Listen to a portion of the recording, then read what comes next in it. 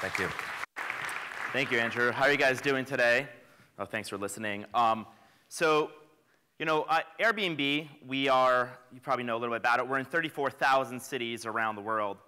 And many people, when they meet me, they say, oh, you're a California guy, and you're a California company. And one of the big misconceptions is that, the company was actually founded in San Francisco, but it actually really was launched. The community was really launched here in New York City. In 2009, the economic crisis had hit, and we weren't very popular. We had been building this business for 18 months. Not many people used us. We couldn't get any investment. We were literally funding the company ourselves. I used to like to tell people that, those binders that you put baseball cards in, we literally put credit cards in them. We called it the Visa round, but Visa never knew about us. And so we literally had almost no community. But the community we had were a few people. And those few people were in New York City. We had about 100 hosts in New York. And I had no idea who these people were or why they were hosting. And so in early 2009, in the middle of the winter, and it was freezing out, my co-founder Joe and I would come to New York City. And we basically lived here for 3 months. And we literally went door to door. We said, we're going to meet every single one of our hosts. We're going to get to know them. We're going to find out, why are you doing this? Are there others like you? And I like to say that when you bought an iPhone, Steve Jobs never came and slept on your couch, but I did. And I literally live with our users. And there are a number of things I learned.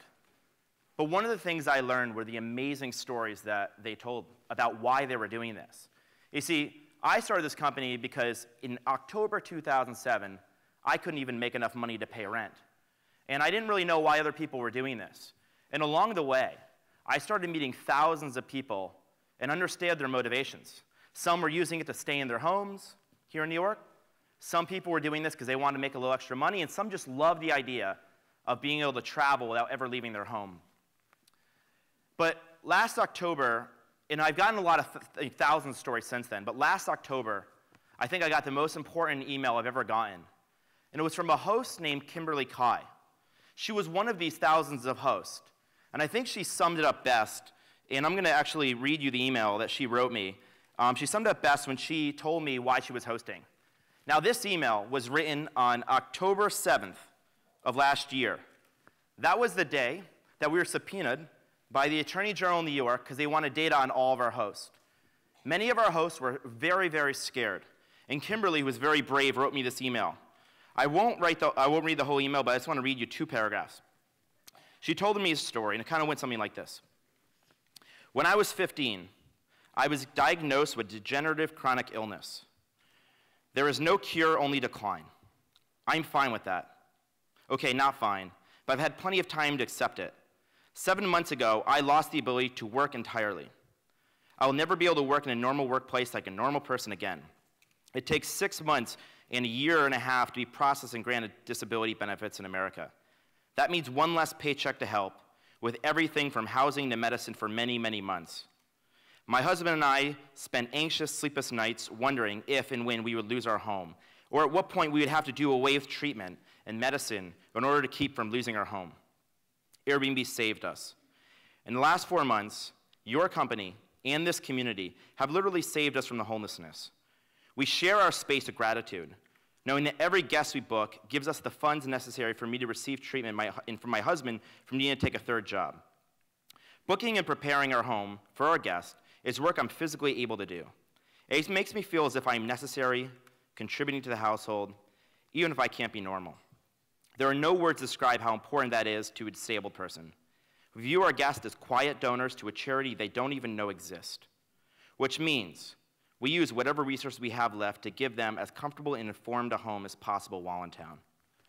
So that was Kimberly, and that was a pretty unique story, but it's not completely unique.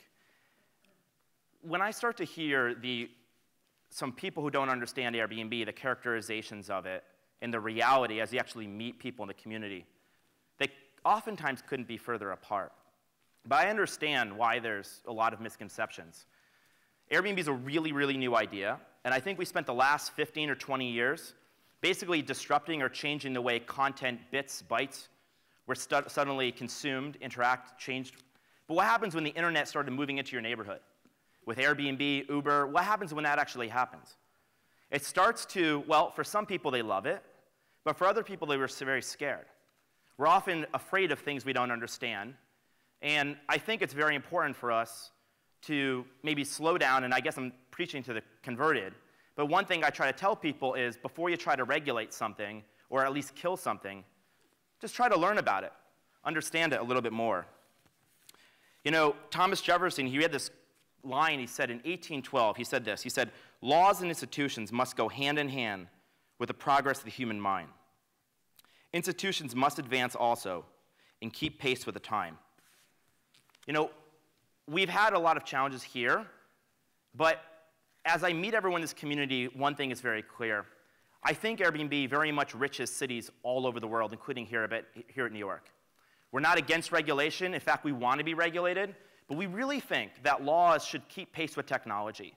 Otherwise, there will be a divide. If the government does not continue to regulate and update its laws, and they're regulating 21st century businesses with 20th century laws without a discourse, we could be in trouble.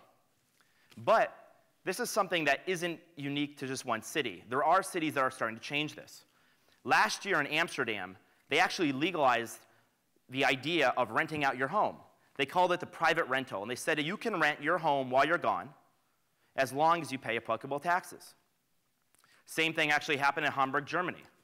Hamburg says you can now rent your home if it's your primary dwelling, and this is the best one of all. The country of France, not the city of Paris, but the entire country, has legalized the idea of renting out your home, whether you're there or you're not there. Now, when I started Airbnb, if you would have told me that the country of France would be a leading, on the cutting edge of government innovation and changing faster than the cities here in New York, a city I'm actually from, I would have thought you were absolutely crazy. But that's the reality. And it tells me that I need to do a better job of actually communicating who our community is and what we do. Last year, in the city of New York, we brought about $750 million to the city. This is economic impact. That includes money spent in neighborhoods. Now, there's this huge misconception that almost all of our business is in the few high-rises in Manhattan. But the truth is almost half of our business is actually outside of Manhattan. We're growing even faster in Brooklyn. And when you think of the iconic use of Airbnb, you should actually think of somebody staying in Brooklyn, because that is the iconic use of Airbnb. It's one of the most fastest-growing areas. Kimberly wasn't completely unique or unusual. About 62% of our hosts, they actually depend on Airbnb to pay their rent or their mortgage. So as we tell these stories, I think people start to reframe how they're thinking about it. And I'm really, really optimistic for what the next couple years have in store for us. I'm now spending a lot of my time going city by city. We're in 34,000 cities. I can't really visit all of those. But we're in 190 countries. That's every country in the world but North Korea, Iran, Syria, and Cuba. That's got to be more countries than Coca-Cola. It's literally the power of the internet, the power of citizens to be able to finally create their own jobs. I was with a head of a city, a friendly city, a mayor, and he said, in most cities, most jobs require hundreds of millions of dollars to create a job. You don't just create jobs. They don't just come from nowhere. You have to actually have a project. And that project often takes hundreds of millions or billions of dollars of funding. And now, in a country like the United States, with record unemployment, it's been probably the greatest it's been since the Great Depression, massive income inequality, we actually have this, I think, gold mine under our feet, whether it's us or Uber or Lyft or many other companies. Finally, there's a new way to participate. And government doesn't have to spend billions of dollars to actually help us create these jobs. They just have to not stand in the way. They have to listen to us and get educated. But it's not just on them, because we also have to listen. I've learned a lot now that I've been meeting with people in cities all over the country. And I realize we have a lot to learn, and we're learning really quickly. So I guess to summarize, when I think of our business, I think it's pretty different. A lot of people see Airbnb, and they see just rooms. But I'll end with one story. I was in London 2 years ago, and I met a host named Sebastian. And Sebastian lives in North London. He's in his late 50s. He has a London bookstore. And he comes up to me, and he says, "Brian, there's a word you never use in your website." And I said, "What's that word?" And he said, that word is friendship. I'd like to tell you a story about friendship. He said 6 months ago, the London riots broke out, and they broke out outside my home. And I was very scared. And the next day, my mom called me to make sure I was okay. And I said, yeah, Mom, I'm okay. And she said, well, what about the house? And he said, yeah, the house is okay. So he said, here's the remarkable thing. Between the time that my mom called me and the time the riots broke out was a 24-hour period of time. And in that period of time, 7 of my previous Airbnb guests called me to make sure I was okay.